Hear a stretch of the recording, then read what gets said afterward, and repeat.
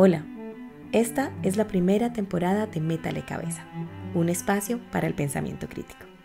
Alberto Morales Gutiérrez, lector, columnista, emprendedor, escritor, nos invita a atrevernos a pensar, a llevar la contraria. Nos gusta que usted esté por aquí. Hola, es un gusto volvernos a encontrar aquí en este escenario, en el marco pues de lo que ya es el capítulo 10 del podcast. El capítulo 10 estoy francamente impresionado. Hemos venido hablando pues de unos capítulos atrás en la lógica de lo que significa el pensamiento crítico, pues estamos abordando el tema de qué tan sapiens es el homo, o sea, realmente somos un homo sapiens, somos sabios, pues tratando de dilucidar qué es el tema de la sabiduría. Y sacamos una conclusión en el último capítulo diciendo, hombre, vamos a empezar a reflexionar en el sentido de si la sabiduría significa o no significa en primera instancia, por lo menos, que sepamos aprender. Aprender es una cosa fascinante que está ligada pues a la vida cotidiana nuestra, pero hay un hecho pues desde nuestra infancia que empieza como a reflejar esa cosa de la asociación entre el aprendizaje, entre la sabiduría, el conocimiento, el saber y la memoria. Hoy vamos a hablar un poquito de lo que significa el tema del aprendizaje asociado a la memoria. Porque realmente la conclusión relevante es que aprender no es lo mismo que tener memoria. Había que memorizarse las tablas de multiplicar y entonces como ya las teníamos en la memoria, sabíamos multiplicar. Había que aprenderse en los formatos educativos del pasado, había que aprenderse las fechas de las batallas y las fechas del nacimiento de los héroes nacionales y de los filósofos y guardarlos en la memoria, y si teníamos la memoria para poder recordar eso en la conversación cotidiana, entonces habíamos aprendido. Hay una historia que a mí me conmociona, pues tanto el escritor como la historia, un cuento absolutamente memorable de Jorge Luis Borges que se llama Funes el Memorioso. Es un cuento extraordinario porque narra la relación de un estudioso con un joven que se encuentra pues de origen campesino que se llama Ireneo Funes y que es famoso pues en el pueblo porque es un tipo que tiene una memoria extraordinaria. Bueno, uno conoce a muchas personas que tienen una memoria extraordinaria, pero el caso de Ireneo es que Ireneo lo tenía memorizado todo de manera consciente. Ireneo era capaz de contarte en una conversación segundo a segundo lo que había vivido el 17 de julio de 10, 15 años antes. Era capaz de recordar segundo a segundo una fecha determinada que tú le entregaras cuando Ireneo era niño y él la reproducía. Era una memoria activa y permanente. Borges hace unas descripciones que son extraordinarias y que me gusta leerlas con ustedes, pues, por además mostrar pues, o degustarnos con la capacidad narrativa de Borges. Borges define así a Ireneo. Ireneo Funes era el solitario y lúcido espectador de un mundo multiforme, instantáneo y casi intolerablemente impreciso. O sea, ese mundo que es tan impreciso, Funes era capaz de organizarlo pues como con su memoria.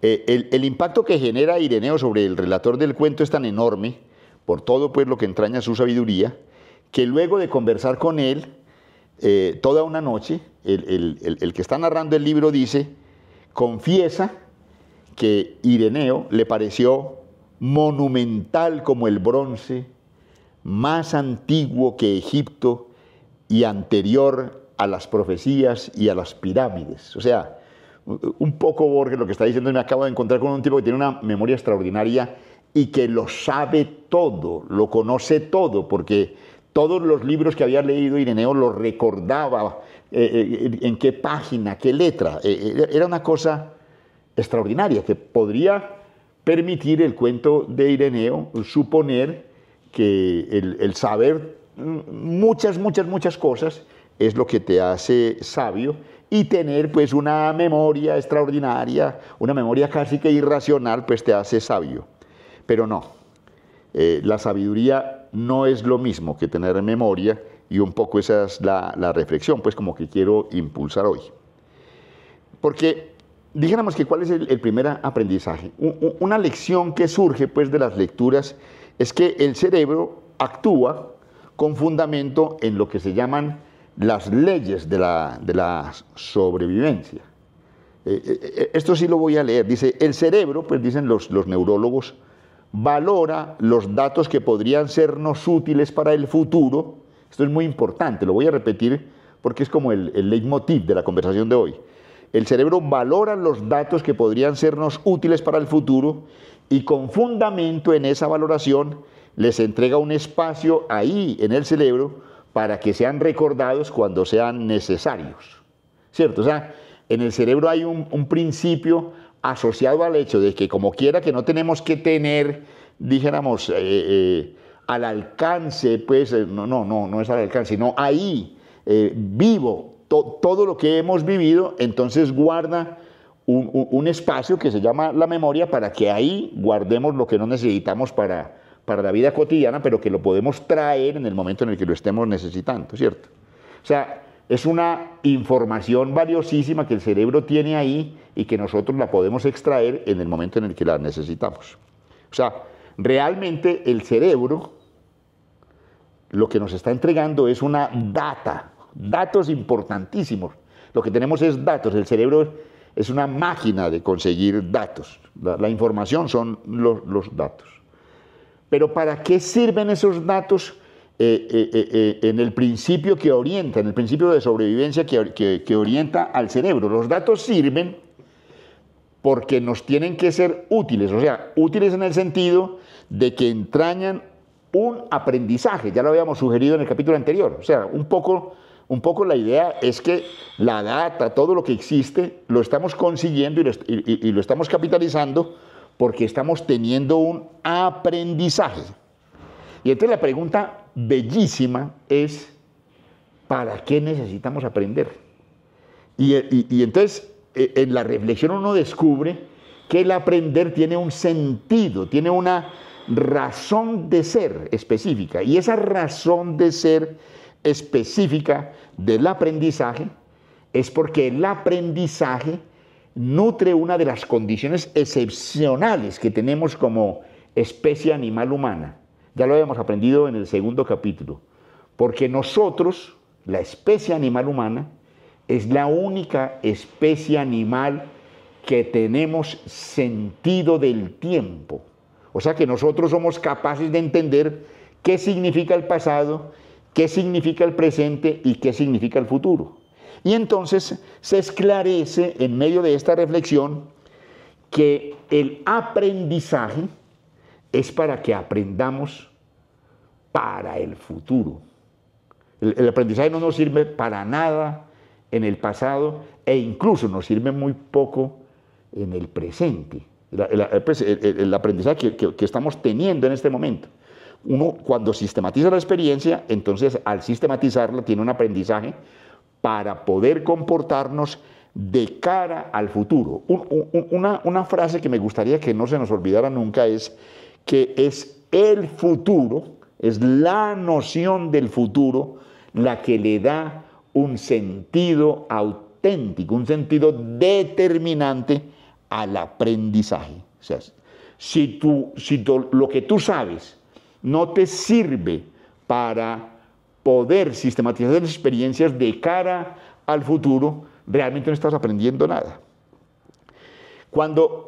Miren, esto es un tema del lenguaje, pero que es profundamente conceptual, pues, a mi juicio, ¿cierto? Y es que cuando usted afirma que aprendió algo, lo que está diciendo es, ya lo entendí. Si tú entiendes una información, una data que recibiste, la entendiste y la aprendiste de cara a lo que significa la gestión del futuro, lo que eso significa es que tú estás sintetizando información y ahí sí la has convertido en un conocimiento real, porque lo estás sintetizando de cara al mañana, ¿cierto? Estás diciendo, aprendí esto para no repetirlo o porque me va a servir mañana en una circunstancia, ¿cierto? Es que el pasado no lo puedes cambiar, tú puedes ir cambiando hacia el futuro, es porque puedes ir evolucionando. O sea que dijéramos que lo más didáctico que uno puede afirmar es que todo aprendizaje es para disponer de ese aprendizaje, hacia el futuro y por el futuro. Hay un pensador contemporáneo que se llama Daniel Innerarity, que a mí pues me fascina, me parece que es un hombre capaz de hacer reflexiones inteligentes desde el punto de vista del pensamiento crítico, y tiene una frase que me parece bien interesante y encaja pues en todo esto que estamos conversando. Dice que el ser humano es el único en el reino de los seres vivos que sabe que hay futuro. O sea, la única especie animal que sabe que el futuro existe y que ese futuro puede ser mejor o peor y que eso depende en buena medida de la gestión que haga, pues, y en este caso de la gestión que haga en torno a lo que ha aprendido, que haga en torno a la información que ha recibido, que haga en torno al conocimiento. Entonces, claro, lo sugeríamos cuando estábamos terminando el capítulo anterior, la gran discusión y la gran pregunta es si estamos aprendiendo. O sea, los tiempos modernos parecen, que es un poco el carácter dramático que tiene esta reflexión, los tiempos modernos parecen concebidos para que el aprendizaje no se evidencie. Decíamos que parte del drama del mundo contemporáneo y del desarrollo de las nuevas tecnologías, pues que son eso que llaman los efectos colaterales, es que todo tiene que suceder rápido, todo hay que hacerlo ya, hay que actuar, hay que decidir de inmediato. ¿No? ¿Se acuerdan que decíamos que nos dicen que no botemos tanta corriente? Pues no pensemos, decíamos. Hay un cuento de Chou En-lai que me parece fascinante porque es como la antípoda de lo que significa esta obsesión por la velocidad. Chou En-lai pues fue el segundo hombre en la China roja. Era el segundo hombre de Mao Zedong, el fundador pues, de la China socialista. Era un aristócrata, Chou En-lai, y fue ministro pues, como de Relaciones Exteriores. Pues, entonces, en el año 1971, París se enloqueció, Francia se enloqueció para celebrar el primer centenario de la Comuna de París. Y entonces invitaron al gobierno chino, y el que fue pues a Francia a acompañar a los franceses en esa celebración fue Chou En-lai, un hombre además cultísimo, ¿cierto? Y entonces narran, hay una anécdota pues entrada en Chou En-lai en el sentido de que lo invitan pues a algún sitio especial, debía haber sido, pues, digamos, aunque sea mentiras, pero suena pues para entender esta historia. Suponte pues que está en un auditorio de la Universidad de Sorbona, está lleno, el sitio está lleno pues de estudiantes y demás que tienen pues mucho interés en conocer a Chou En-lai y escucharlo, y el morigerador, pues el animador del encuentro, le hace una pregunta a Chou En-lai, ¿cierto? Y le pregunta, hombre, ¿usted qué puede decirnos? ¿Cuáles son los aprendizajes? ¿Cuál es la síntesis, el conocimiento que deja como lección la Comuna de París? Le preguntan en 1971, 100 años después. Y Chou En-lai sonríe, y la respuesta es de antología, porque le dice, hombre, a mí me parece que los hechos de la Comuna de París son demasiado recientes como para poder decir que hemos aprendido algo. Y eso me parece extraordinario. Porque hay una especie como de ilusión, ya vamos a terminar, hay una ilusión de la superioridad humana, que ha permitido que a lo largo de milenios hayamos ejercido una especie de autocomplacencia con lo que consideramos que son nuestros grandes hallazgos y nuestros grandes conocimientos y lo que nos hace pues los líderes de la naturaleza y lo que nos autoriza pues a poder controlarla y que hay seres inferiores a nosotros y demás pues en torno pues a lo que significa esta autovaloración que hacemos los seres humanos. Pero miren, hace muy poquito tiempo ocurrió una tragedia en el mundo, en la Segunda Guerra Mundial, que fue el tema pues del nacionalsocialismo y el esfuerzo premeditado que hizo el régimen nazi para exterminar a la raza judía y los campos de concentración. O sea, esa guerra, pues todas las guerras en general, pero como se supone que estábamos ya en el siglo XX y éramos tan avispados, pues tuvimos acceso a una información casi que en tiempo real alrededor de las barbarie que significaba la Segunda Guerra Mundial y de lo que significó pues el plan de exterminio de los judíos de los nazis, y se supone que ese conocimiento y que esa información nos había enseñado algo. Y ahora el sionismo en Gaza está desencadenando una masacre de dimensiones colosales, absolutamente inhumana, y no hemos aprendido nada. Eso lo que significa es que no hemos aprendido nada. No, es muy fregado que haya desaparecido la memoria, que esté desapareciendo la memoria histórica, que no seamos capaces de meterle ética a los desarrollos de la tecnología, que no seamos capaces de meterle ética a los desarrollos tecnológicos, a los inventos, a las medicinas, a los alimentos procesados. No somos capaces de meterle ética ni aprendizaje real a eso que estamos denominando logros. O sea, ciertamente es muy poco lo que estamos aprendiendo, lo que significaría una señal de que el tema de la sabiduría se está yendo conjuntamente con la ética, conjuntamente con la moral, como al salón del olvido, a los cuencos de la basura. Esa es la reflexión sobre el imperativo del pensamiento crítico que vamos a tratar de redondear en el final de esta serie de capítulos que estuvimos dedicándole a la sabiduría.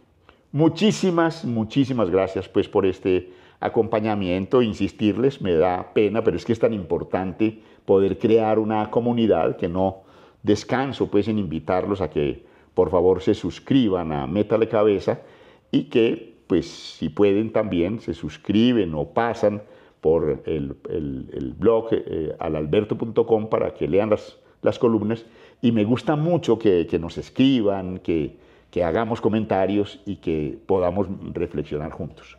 Hasta el próximo capítulo y de nuevo muchísimas gracias. La libertad empieza cuando nos atrevemos a pensar. Estamos en la primera temporada de Métale Cabeza. Toda nuestra gratitud por habernos acompañado en el capítulo de hoy. Hasta la próxima.